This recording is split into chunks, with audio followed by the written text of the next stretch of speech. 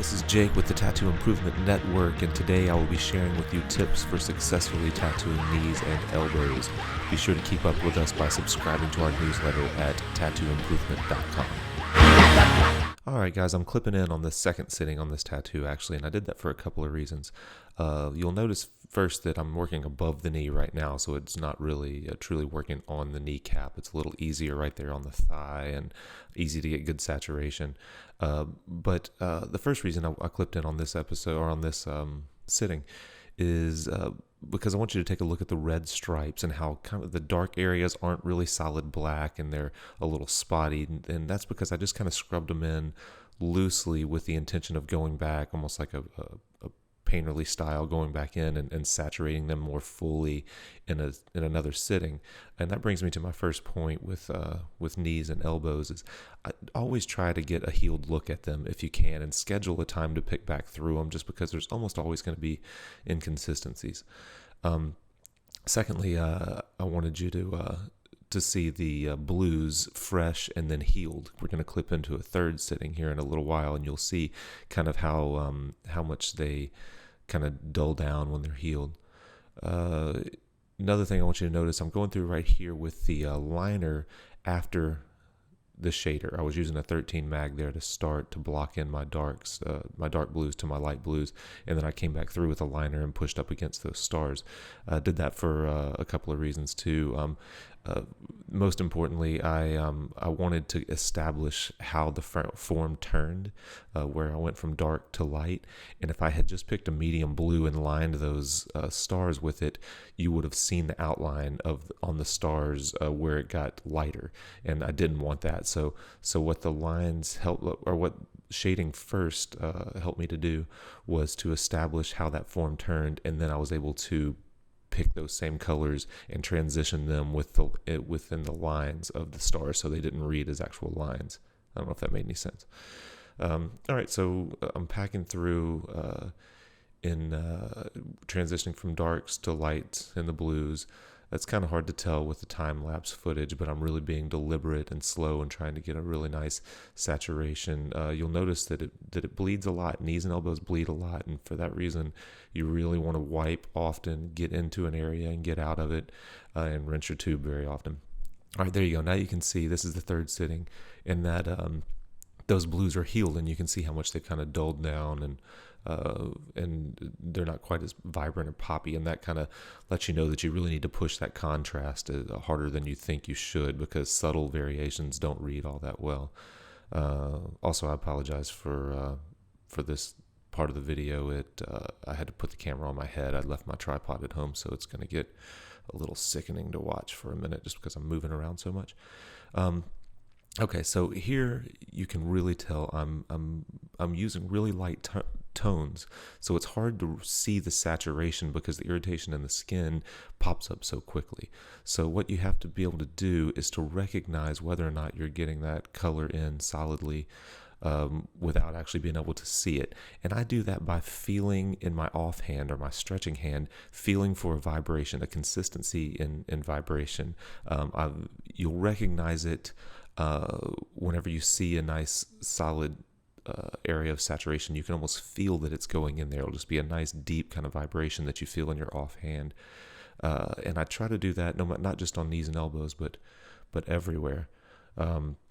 So I'm working kind of dark to light within these stripes, within the individual stripes, and I'll pack in there nice and solidly, and then I'll try to get away from it and move to another area and let it sit and let it settle for a little while, and then I'll wipe back through it later, and if I need to blend a little further or to saturate a little further, I can. Now notice how dark those dark areas of the white stripes look. It's really just kind of a bone color, but it reads a lot darker than that. It's really not too dark of a color. But like I was saying with the blues, you do need to push that contrast a little bit more, even in light areas. You need to identify how the form turns, because it's got to be able to hold up over a long period of time. And with knees especially, you shed a lot of skin there, and they tend to kind of fade and lighten anyway. So I'm probably pushing that just a little bit deeper than it looks like I should. Like I mentioned earlier, so important to rinse your tube regularly, wipe the skin regularly. Once the initial line work is done, I try my best to use Bactine or some type of what do you call them, like a topical antiseptic, just to kind of help push irritation away from the skin, keep the bleeding down, which is pretty difficult in knees and in elbows.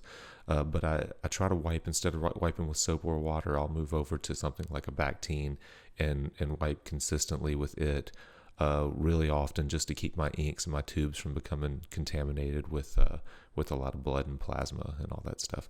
You know, like I said, it's hard to tell because of this time lapse, but I'm really moving with a very slow and deliberate hand, feeling in my offhand for that consistent vibration, making sure that I'm getting it in there nice and solidly. Now I'm coming through with those deep reds, and I think that is actually Eternal's deep red that I'm using right over the top of those blacks. And what that's doing is it's saturating the skin more fully, and it's warming up those shadow tones. If you look at the ones I haven't touched yet, you'll notice they're kind of flat and dull, and they're a little too cool because they were straight black, and black is a cool tone. By laying a straight kind of deep red over it, I'm able to warm those shadows up and make them look a little more natural. People always think that lights are warm and shadows are cool in a natural kind of setting, and often that's true, but you have to think your shadows are cool compared to the lights. That doesn't mean that if you have a red shadow, a red light, you're always going to have a blue shadow. You'll still have a red shadow. It'll just be cooler, bluer or greener, or whatever. So right here, really deliberate, really slow, trying to saturate those colors as best I can. I'm not too concerned. You'll notice that I'm going in with reds after I've done all these light tones, all these whites. I'm not too concerned with the skin, the light tones picking up that red. I've never actually seen that happen. People talk about working dark to light. You can kind of stain the lights, but you'll notice right there that I'm really not. You can see in those light tones that they didn't pick up any of that red really at all. Like I said, just be nice and deliberate, slow motions, rinse your tube regularly. I also try to have the client exfoliate their skin in the days leading up to, and moisturize their skin in the days leading up to the tattoo. If you want a full list of tips that I think are important for tattooing knees and elbows, there's a link below this video. Just click on it, and it's a printable PDF that you can just kind of check off, starting from before the tattoo, preparing for it, all the way through the actual tattoo. Hope you guys liked it. Thank you.